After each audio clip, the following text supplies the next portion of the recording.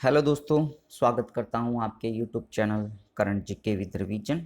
आज अपने बात कर रहे हैं 24 मई से 29 मई तक के जो भी मोस्ट इम्पॉर्टेंट क्वेश्चन है, टॉप 20 क्वेश्चंस, उनके बारे में अपने स्टडी करेंगे, जिनमें से आपको जो भी आगे कंपटीशन के एग्ज़ाम होंगे उनके अंदर क्वेश्चन देखने को ज़रूर मिलेंगे। सबसे पहले अपने बात करते हैं star performance of the day के बारे में। आशु पवार जो कि जैसलमेर के रहने वाले हैं, राजस्थान राज्य से संबंधित है ये।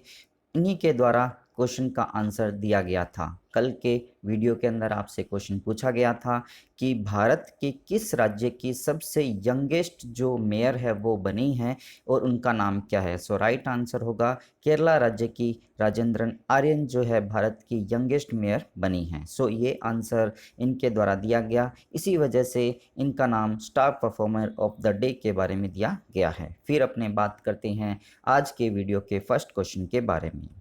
फेडरेशन ऑफ इंटरनेशनल हॉकी के अध्यक्ष के रूप में रीअपॉइंटेड या दोबारा किसे नियुक्त किया गया। राइट आंसर होगा नरेंद्र बत्रा जी को इसके लिए नियुक्त किया गया है। अभी जो वोटिंग हुई थी जिसके अंदर उन्होंने बेल्जियम के मार्क क्यूड्रोन को ओनली जस्ट 2 वोटों से वहां पर हराया और फिर ये जीत गए। उसकी वजह से ये दोबारा वहां पर FIH के अध्यक्ष बने और इनका जो कार्यकाल है अब 2024 तक वहां पर रहेगा।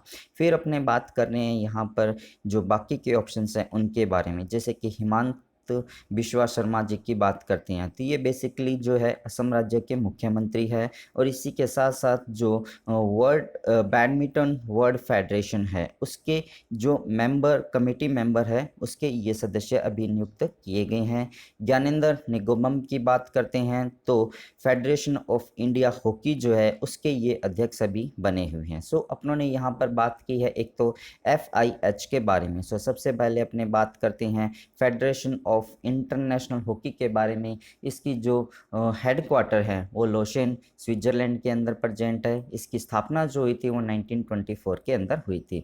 फिर इसी के साथ साथ अपनों ने बैडमिंटन वर्ल्ड फेडरेशन की बात की थी तो जिसकी स्थापना जो है 1934 के अंदर हुई थी और इसका जो हेडक्वार्टर है वो मलेशिया कुआलालंपुर के अंदर प्रेजेंट है।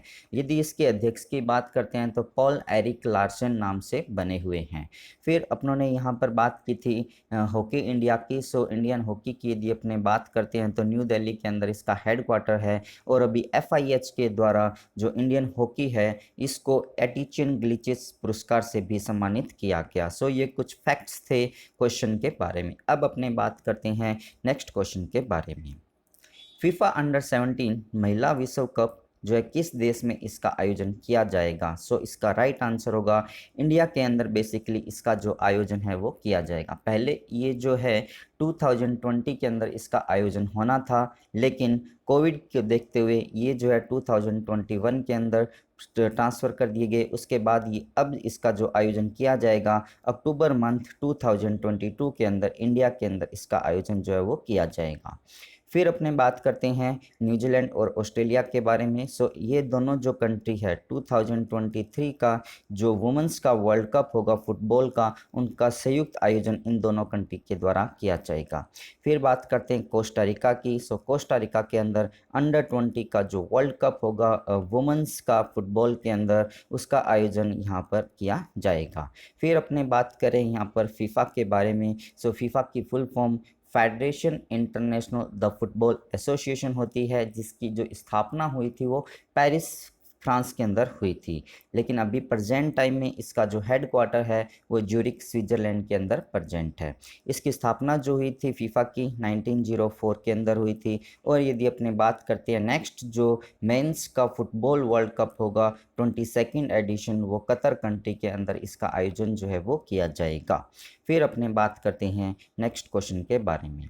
कौन सा चक्रवात अभी हाल ही में ओडिशा और पश्चिम बंगाल का जो तटीय क्षेत्र है वहाँ से ये टकराया था। इसका राइट आंसर होगा यश साइक्लोन, जिसका नाम जो है ओमान कंट्री के द्वारा दिया गया। ये जो है अपने ओडिशा और पश्चिम बंगाल राज्य जो ये वाला जो पोर्शन है इंडिया का, यहाँ पर ये बेसिकली टकराया था, जिससे यहाँ पर जो है उड़ीसा हुआ, पश्चिम बंगाल हुआ, झारखंड हुआ, इन कुछ राज्यों में जनधन की हानि भी यहाँ पर हुई थी। इसी के देखते हुए पश्चिम बंगाल राज्य सरकार के द्वारा अराउंड 2000 करोड़ रुपए का जो क्षतिपूर्ति भारत सरकार की तरफ से मांगा गया है। फिर बात करते हैं अम्फान की। सो अम्फान जो साइक्लोन है, इसका नाम जो है थाईलैंड कंट्री के द्वारा दिया गया था, और यास तूफान साइक्लोन आने से पहले इंडिया का जो गुजरात, महाराष्ट्र और राजस्थान का जो कुछ एरिया है, यहाँ पर बेसिकली तोक्ते साइक्लोन जो है वो बेसिकली आया था।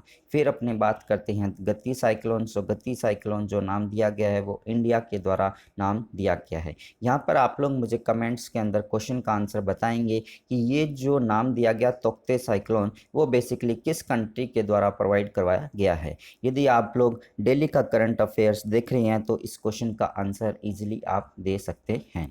फिर अपने बात करते हैं, यदि आप लोगों को ये वीडियो पसंद आ रहा हो तो आप इसे लाइक कीजिए और अपने दोस्तों के साथ इसको आप शेयर भी जरूर कीजिएगा। और जो भी पर्सन इस चैनल को फर्स्ट टाइम देख रहे हैं, current GK with revision channel को सब्सक्राइब कीजिएगा और पास में जो बेल आइकन दिया उसको भी आप प्रेस कीजिएगा। फिर अपने बात करते हैं नेक्स्ट क्वेश्चन के बारे में। पर्यावरणविद और गांधीवादी एक नेता थे जिनका अभी हाल ही में निधन हो गया। सो उनका नाम क्या है। सो राइट आंसर होगा सुंदरलाल बहुगुणा जी, जो कि उत्तराखंड राज्य के रहने वाले हैं। 94 ईयर की एज के अंदर उनका जो है देहांत हो गया। फिर बात करते हैं, ये जो है भारत के अंदर जो चिपको आंदोलन चलाया गया था उसके ये प्रमुख लीडर माने जाते हैं। उन्हीं की देखरेख के अंदर ये जो मूवमेंट है वो आंदोलन चलाया गया था। चिपको आंदोलन बेसिकली ये था कि जो भी हमारे ट्रीज होते हैं उनको कटने से बचाने के लिए उनके द्वारा ये अभियान स्टार्ट किया गया था कि जो भी पर्सन थे जब इन पेड़ों को काटे जा रहे थे तो इनके ये पे आपस में ये लिपट गए थे। फिर अपने बात करते हैं, इसी के साथ साथ इनको 19 के दौरान जो पीरियड था पद्मश्री अवार्ड के लिए नामित किया गया, लेकिन उन्होंने ये लेने से मना कर दिया। ये कहा था कि यदि मैं ये अवार्ड लेता हूं तो क्या पेड़ों की कटाई रुक जाएगी। सो उसको देखते हुए इन्होंने इस अवार्ड को लेने से मना कर दिया और उसके बाद इनको 2009 के अंदर पद्म विभूषण अवार्ड से सम्मानित किया गया था। फिर अपने बात करते हैं बाकी के ऑप्शंस के बारे में। जैसे डॉक्टर के अग्रवाल की बात करते हैं तो ये भारत के मुख्य कार्डियोलॉजिस्ट थे और पद्मश्री अवार्ड से सम्मानित भी इनको किया जा चुका था। युआंग लोंगपिंग की बात करते हैं तो चाइना के रहने वाले थे और वहाँ के ये एग्रीकल्चर डिपार्टमेंट के एक साइंटिस्ट थे, और इनको चाइना का जो हाइब्रिड राइस होते हैं उनको उनके फादर भी इनको माना जाता था, जिनकी अभी हाल ही में मृत्यु हो गई। जगन्नाथ पहाड़िया जी की बात करते हैं तो राजस्थान के ये पूर्व मुख्यमंत्री थे और इनकी अभी मृत्यु हो गई है। फिर अपने बात करते हैं नेक्स्ट क्वेश्चन के बारे में। मोनाको ग्रैंड प्रिक्स को भी हाल ही में किसके द्वारा जीता गया। सो इसका राइट आंसर होगा मैक्स वेस्टपन, रेड बुल के ड्राइवर के द्वारा बेसिकली ये जो अवार्ड है या फिर ये जो प्रिक्स रेस है वो जीती गई, और इस साल की इनके द्वारा जीती गई ये दूसरे नंबर की रेस है। और ये जो मोनाको ग्रैंड प्रिक्स हुआ था मोनाको के अंदर हुआ था, और इस रेस के अंदर जो सेकंड पोजीशन पे रहे थे वो कार्लोस रहे थे और थर्ड नंबर पे एल नोरिस रहे थे। मैक्स जो अपने बात करते हैं लुइस हैमिल्टन की, सो लुइस हैमिल्टन इस रेस के अंदर 7th पोजीशन पे आए थे। ये जो ग्रैंड प्रिक्स हुई थी 2021 की अभी तक की जो है 5th नंबर की रेस हुई थी। सो इससे पहले यदि अपने बात करते हैं 4 रेसों के बारे में, सो सबसे पहले जो हुई थी वो बहरीन ग्रैंड प्रिक्स हुई थी जिसको लुइस हैमिल्टन के द्वारा जीता गया। फिर बात करते हैं एमेलिया रोमांगा की, जिसको मैक्स वेस्टपन के द्वारा जीता गया। फिर पुर्तगाली ग्रैंड प्रिक्स हुई थी जिसको लेविस हैमिल्टन के द्वारा जीता गया। फिर स्पेनिश ग्रैंड प्रिक्स हुई थी जो कि लेविस हैमिल्टन के द्वारा जीती गई, और at the last Monaco grand prix हुई थी। फिर अपने बात करते हैं नेक्स्ट क्वेश्चन के बारे में।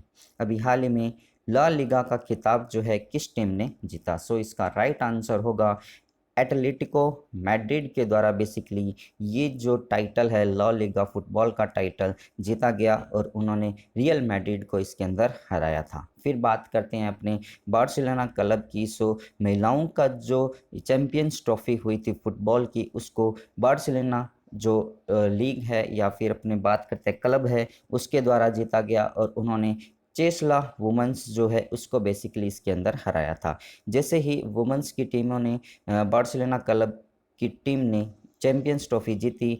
तो जीतने के साथ ही पूरे विश्व के अंदर ये पहला ऐसा क्लब बन गया है जिन्होंने वुमेन्स और मेन दोनों कैटेगरी के अंदर बेसिकली ये जो टाइटल है वो जीता था। फिर अपने बात करते हैं नेक्स्ट क्वेश्चन के बारे में।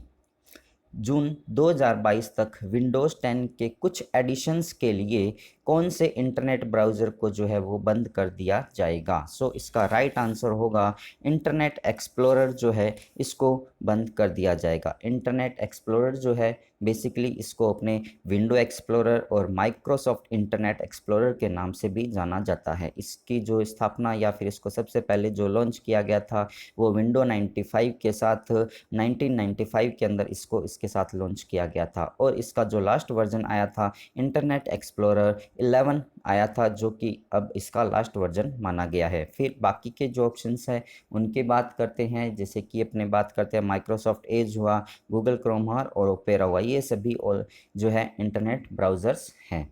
फिर अपने बात कर रहे हैं नेक्स्ट क्वेश्चन के बारे में।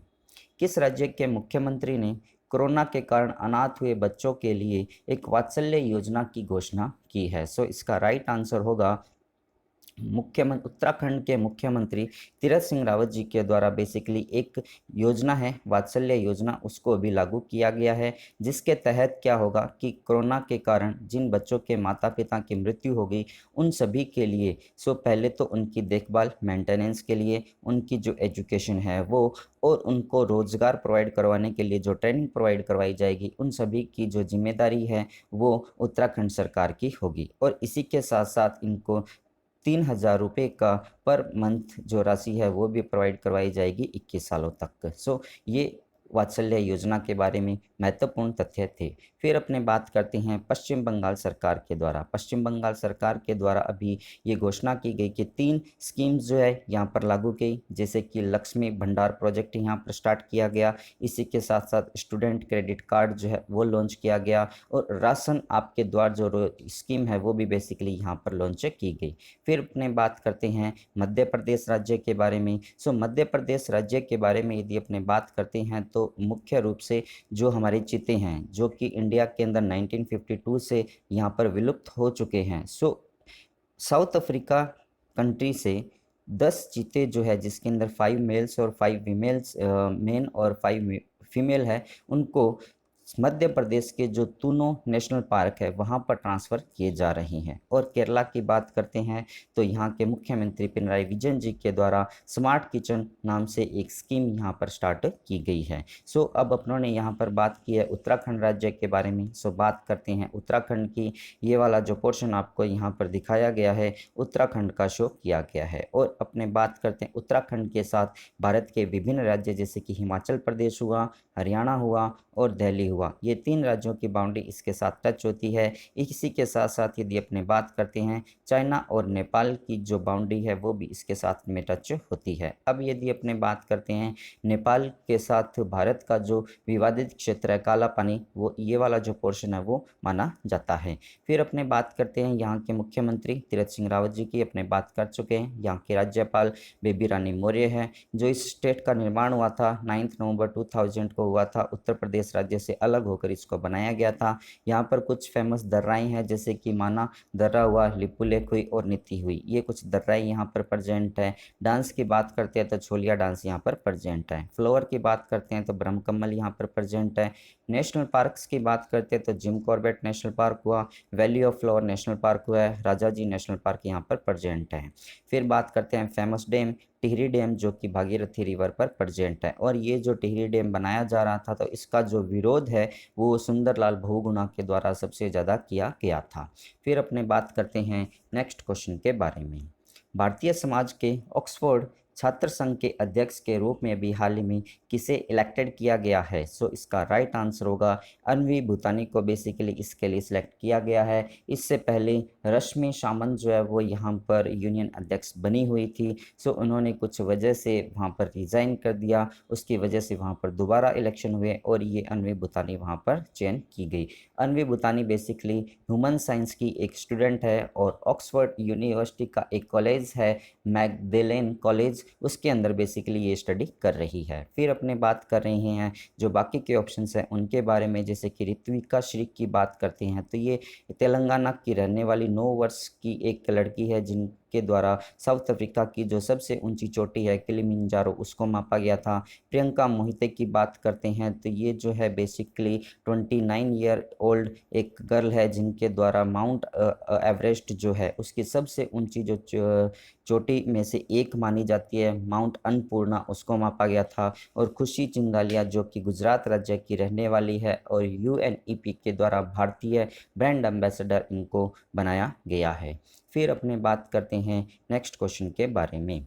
हाल ही में किस देश में एक ज्वालामुखी के अंदर विस्फोट हुआ है? सो इसका राइट आंसर होगा डेमोक्रेटिक रिपब्लिक ऑफ कॉन्गो के द्वारा बेसिकली ये जो ज्वालामुखी है उसके अंदर विस्फोट हुआ है। अब अपने बात करते हैं बाकी के जो ऑप्शंस हैं उनके बारे में। जैसे कि कैरिबियन सी की बात करते हैं तो यहाँ पर कुछ समय पहले जो एक ज्वालामुखी है ला सोफिरियर उसके अंदर विस्फोट हुआ था। इंडिया की बात करते हैं तो इंडिया के अंदर सिर्फ एक ऐसा ज्वालामुखी है जो कि अभी प्रेजेंट टाइम में एक्टिव है और जिसको बारेन आइसलैंड के नाम से जाना जाता है। फिर बात करते हैं स्ट्रोम्बोली जिसको भूमध्य सागर का प्रकाश स्तंभ कहा जाता है, क्योंकि ये जो ज्वालामुखी है इसके अंदर हर समय यहाँ पर कुछ ना कुछ ज्वालामुखी जो है वो फूटता रहता है और ये जो है बेसिकली इटली का जो एरिया है वहाँ पर ये प्रेजेंट है भूमध्य सागर के अंदर। फिर अपने बात कर रही हैं नेक्स्ट क्वेश्चन के बारे में, या फिर आगे बढ़ने से पहले डेमोक्रेटिक रिपब्लिक ऑफ कॉन्गो की बात करते हैं। सो इसकी जो राजधानी है वो किंशासा के नाम से जानी जाती है।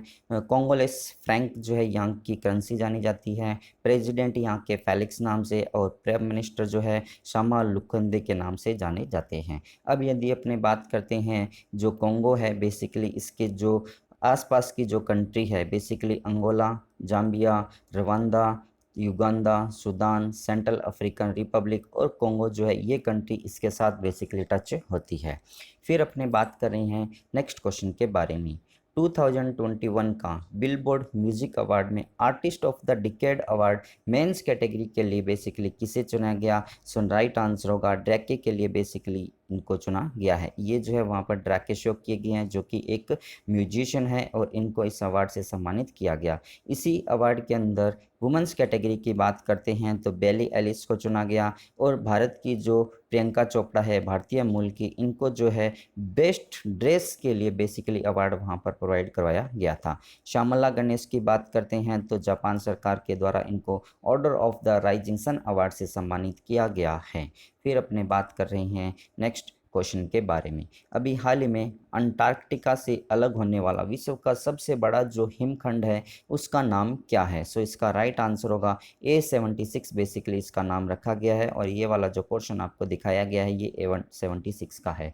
अब यदि अपने बात करते हैं A76 के बारे में, सो बेसिकली इसकी जो लेंथ है वो अराउंड 170 किलोमीटर के आसपास मानी जाती है और इसकी जो विथ है वो अराउंड 25 किलोमीटर के आसपास मानी जाती है। तो सी इतना बड़ा एरिया का जो एक हिमखंड है वो अभी यहाँ से टूटकर अलग हो चुका है और जब ये टूटा है तो इसका मीन्स नेक्स्ट आगे आने वाले टाइम में जो जल का स्तर है वाटर का लेवल है उसके अंदर आपको इंक्रीज होने का मामला देखने को मिलेगा। फिर अपने बात कर रहे हैं नेक्स्ट क्वेश्चन के बारे में या फिर star performer of the day के बारे में। सो पिछले 3 दिनों से कंटिन्यूसली जो स्टार परफॉर्मर बन रहे हैं वो हमारे आशु पंवार जी बन रहे हैं। इनका फ़ोटो जो आपको यहाँ पर दिखाया गया है और ये जो है भारत इंडिया के राजस्थान स्टेट के जैसलमेर डिस्ट्रिक्ट के रहने वाले पर्सन हैं। फिर अपने बात करते हैं नेक्स्ट क्वेश्चन के बारे में। सीबीआई के निदेशक के रूप में अभी हाल ही में किसे नियुक्त किया गया है? सो इसका राइट आंसर होगा सुबोध कुमार जायसवाल को बेसिकली इसके लिए सिलेक्ट किया गया है। और यदि अपने बात करते हैं जो बाकी के ऑप्शंस हैं उनके बारे में, जैसे कि राजेश बंसल की बात करते हैं तो इनको reserve bank of innovation hub के जो सीईओ है बेसिकली वो सिलेक्ट किए गए हैं। और इसी तरह से यदि मनीषा कपूर की बात करते हैं तो ICAS की जो कमेटी है उसके मेंबर के रूप में इनको चुना गया है। ICAS की फुल फॉर्म की बात करते हैं तो international council for advertising self regulation इसका फुल फॉर्म होता है, जिसकी स्थापना जो हुई थी वो 2008 के अंदर बेसिकली हुई थी। फिर अपने बात करते हैं डेविड बेर्नार्ड की। सो जो इज़राइल है वहाँ की जो सबसे बड़ी जासूस कंपनी जिसको आप कह सकते हो या फिर एक संस्था कह सकते हो जिसका नाम मोसाद है, उसके मुख्य के रूप में, अध्यक्ष के रूप में डेविड बेर्निया को बेसिकली सिलेक्टेड किया गया है। फिर अपने बात कर रही हैं नेक्स्ट क्वेश्चन के बारे में। 2021 का एशिया पैसिफिक स्टीवी अवार्ड्स में गोल्ड अवार्ड जो है बेसिकली किसने जीता? सो इसका राइट आंसर होगा स्पाइस हेल्थ के द्वारा बेसिकली ये अवार्ड जीता गया है। स्पाइस जेट नाम से जो एक एविएशन कंपनी है उसी के थ्रू बेसिकली ये स्टार्ट किया गया था। फिर अपने बात करते हैं जो बाकी के ऑप्शंस है उनके बारे में। अभी हाल ही में कुछ समय पहले जिनेवा ओपन हुआ था, टाइटल ओपन हुआ था, जिसको नॉर्वे के कैस्पर रूड के द्वारा जीता गया और उन्होंने कनाडा के डेनिस पैलव को इसके अंदर हराया था। फिर बात करते हैं शेरेगांव बीएमसी को। सो 22 मई को इंटरनेशनल बायोडाइवर्सिटी डे मनाया जाता है, तो उसी मौके पर भारत सरकार की तरफ से अरुणाचल प्रदेश की जो बीएमसी है शेरेगांव, उसको बेस्ट बीएमसी अवार्ड प्रोवाइड करवाया गया था। फिर अपने बात करते हैं नेक्स्ट क्वेश्चन के बारे में। छत्तीसगढ़ उच्च न्यायालय के मुख्य न्यायाधीश के रूप में अभी हाल ही में किसे नियुक्त किया गया, जो कि एक कार्यवाहक मुख्य न्यायाधीश होंगे? सो प्रशांत कुमार मिश्रा जी को यहाँ पर सिलेक्ट किया गया है। फिर यदि अपने बात करते हैं जो बाकी के ऑप्शंस हैं उनके बारे में, जैसे हिमा कोहली की बात करते हैं तो ये तेलंगाना राज्य के जो हाई कोर्ट है उसकी मुख्य न्यायाधीश बनी है। संजीव बनर्जी की बात करते हैं तो मद्रास हाई कोर्ट की, और पंकज मित्तल की बात करते हैं तो ये जम्मू हाई कोर्ट के मुख्य न्यायाधीश अभी बने हुए हैं। फिर अपने बात कर रहे हैं, यदि आप लोगों को ये वीडियो पसंद आ रहा हो तो आप इसे लाइक कीजिएगा और शेयर अपने दोस्तों के साथ ज़रूर इसको कीजिएगा। जो भी आपके व्हाट्सएप ग्रुप है, जो कि आपके सोशल ग्रुप्स है, इंस्टाग्राम हुआ, लिंक्डइन हुआ, जहाँ पर आप इसको शेयर कर सकते हैं उसको शेयर कीजिएगा। और जो भी पर्सन इस चैनल को फर्स्ट टाइम देख रहे हैं, चैनल को सब्सक्राइब कीजिएगा और पास में जो बेल आइकन दिया हुआ है उसको भी आप प्रेस कीजिएगा। फिर अपने बात कर रहे हैं नेक्स्ट क्वेश्चन के बारे में। 2021 के लिए स्पेन के प्रिंसेस ऑफ ऑस्ट्रियस पुरस्कार जो है अभी हाल ही में किसने जीता है? सो इसका राइट आंसर होगा अमर्त्य सेन को बेसिकली इस अवार्ड के से सम्मानित किया गया है, और इनको जो है सोशल साइंस की जो कैटेगरी है उसके लिए बेसिकली इस अवार्ड से सम्मानित किया गया है।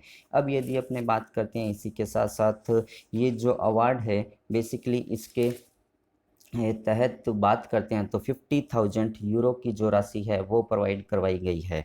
अब आप लोग मुझे कमेंट्स के अंदर बताएंगे कि अमर्त्य सेन जो है बेसिकली इनको किस सन नोबेल प्राइज़ मिला था और किस सन भारत रत्न अवार्ड से इनको सम्मानित किया गया था? सो इन दोनों क्वेश्चन का आंसर आप लोग मुझे कमेंट्स के अंदर बताना है, और जो भी पर्सन मुझे इसका आंसर कमेंट्स में बताएगा उसका नाम विद फ़ोटो नेक्स्ट वीडियो के अंदर जो है पब्लिश की जाएगी। फिर अपने बात कर रहे हैं बाकी के जो ऑप्शंस हैं उनके बारे में, जैसे कि वीके पांडियन की बात करते हैं तो ये बेसिकली उड़ीसा के एक आईएएस ऑफिसर है, और इनको फेडरेशन ऑफ इंटरनेशनल हॉकी के द्वारा उड़ीसा के अंदर हॉकी को बढ़ावा देने के लिए प्रेसिडेंसी अवार्ड से सम्मानित किया गया है।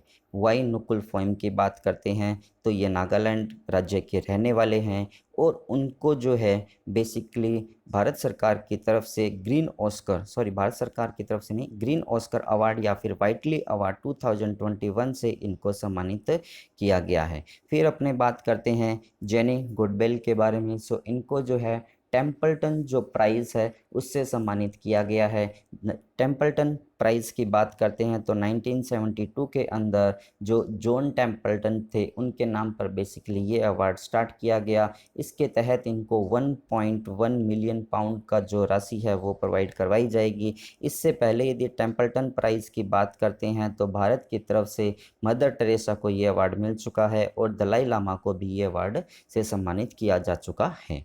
फिर अपने बात कर रहे हैं नेक्स्ट क्वेश्चन के बारे में।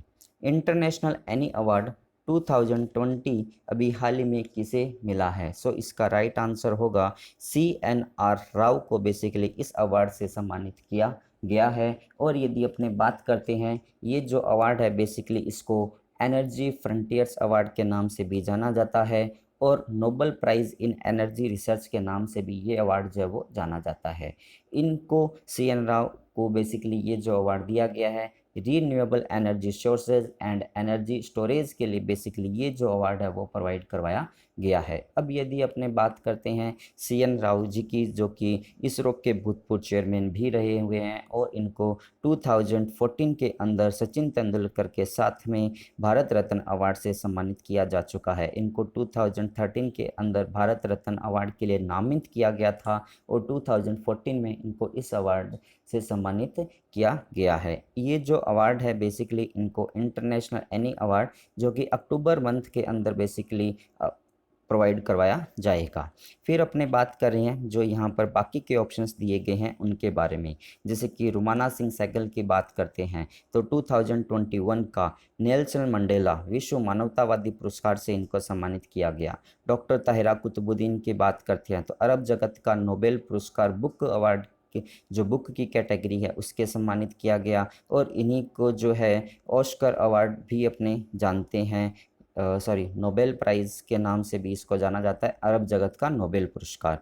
डॉक्टर ताहिरा कुतुबुद्दीन की बात करते हैं तो ये शिकागो यूनिवर्सिटी के अंदर अरबी भाषा की एक प्रोफेसर है जो कि भारतीय मूल की है।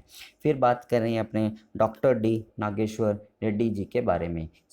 इनको अभी हाल ही में डॉक्टर रुडोल्फ शिंदलर जो अवार्ड है उससे सम्मानित किया गया है और जो इंडिया के अंदर एंडोस्कोपी है उसको प्रमोट करने का जो कार्य किया गया सबसे पहले डॉक्टर नागेश्वर रेड्डी के द्वारा ही किया गया और प्रेजेंट टाइम के अंदर जो AIG हॉस्पिटल है उसके ये चेयरमैन हैं। और ये जो शिंडलर अवार्ड है basically American society of gastrointestinal endoscopy के द्वारा प्रोवाइड करवाया जाता है और डॉक्टर शिंडलर जो है बेसिकली इनको फादर ऑफ गैस्ट्रोस्कोपी के नाम से भी जाना जाता है। ये कुछ फैक्ट्स थे इस क्वेश्चन के बारे में। अब अपने बात करते हैं नेक्स्ट क्वेश्चन के बारे में। भारत की पहली महिला फ्लाइट टेस्ट इंजीनियर जो है वो अभी हाल ही में कौन बनी? कर्नाटक की रहने वाली अश्रिता वी ओलेटी जो है बेसिकली पहली फ्लाइट टेस्ट इंजीनियर बन चुकी है। अभी जो है 43rd जो एक टेस्ट हुआ था जिसके अंदर बेसिकली ये एक कोर्स आयोजन किया गया था जिसके अंदर उन्होंने इस कोर्स को कंप्लीट किया और ये भारत की पहली महिला फ्लाइट टेस्ट इंजीनियर बन गई। इनका जो मुख्य काम होगा, जो भी हमारे प्लेन होंगे फील्ड में जाने से पहले उनके एयरबोर्न सिस्टम को चेक करना, उनकी पूरी क्वालिटी को चेक करना। जब उनको चेक कर लिया जाएगा और इनकी अनुमति होगी उसी के बाद उसको आगे फील्ड के अंदर भेजा जाएगा। फिर बात करते हैं भावना कांत की। भारत की पहली महिला फाइटर पायलट जो बनी है वो ये बनी है। शिवांगी राफेल को उड़ाने वाली पहली पायलट बनी है और डॉक्टर विजय लक्ष्मी रमन्ना इंडियन एयरफोर्स के अंदर एज ए ऑफिसर के रूप में शामिल होने वाली ये पहली महिला बनी थी। इंडियन एयरफोर्स की बात करते हैं तो 8 अक्टूबर को बेसिकली इंडियन एयरफोर्स डे बनाया जाता है और अभी प्रेजेंट टाइम में इसके जो चीफ है इंडियन एयरफोर्स के जो राकेश सिंह भदौरिया है और इसका हेडक्वार्टर न्यू दिल्ली के अंदर प्रेजेंट है। फिर अपने बात करते हैं नेक्स्ट क्वेश्चन के बारे में। दुनिया का सबसे बड़ा जो संग्रहालय है या फिर म्यूजियम है लोअर म्यूजियम, उसकी पहली महिला अध्यक्ष जो है अभी हाल ही में कौन बनी है? इसका राइट आंसर होगा फ्रांस की लॉरेंस देस्कार्स को बेसिकली इसके लिए सिलेक्ट किया गया है। अब अपने बात करते हैं, ये जो म्यूजियम है विश्व का सबसे बड़ा म्यूजियम वो फ्रांस के पेरिस के अंदर प्रेजेंट है। अब अपने बात करते हैं, ये जो है 228 ईयर ओल्ड म्यूजियम है। 228 वर्ष पुराना ये म्यूजियम है और 228 साल के इतिहास में ये पहली बार हो रहा है कि यहाँ की कोई जो अध्यक्ष है वो कोई महिला बन रही है।